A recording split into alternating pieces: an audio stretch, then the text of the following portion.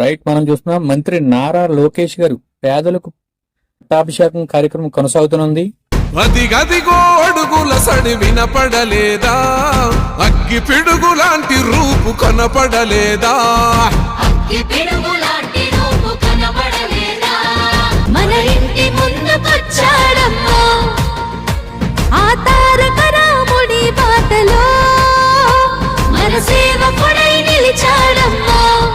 ఆనాడు తాతయ్య ఎన్టీఆర్ సుపరిపాలనతో గెలిచాడు జన హృదయాలు. పేదోడికి పట్టెడు అన్నం పెట్టాడు, చెట్ట సభలల్లో అందరినీ కూర్చోబెట్టాడు. ఆ తాత అడుగు జాడల్లో అందరితో మమేకం, మన మండగుంట చేస్తాడు సేవలింక అనేకం. ఆనాటి రోజులు మళ్ళీ తెస్తాడు మనకయ్యు.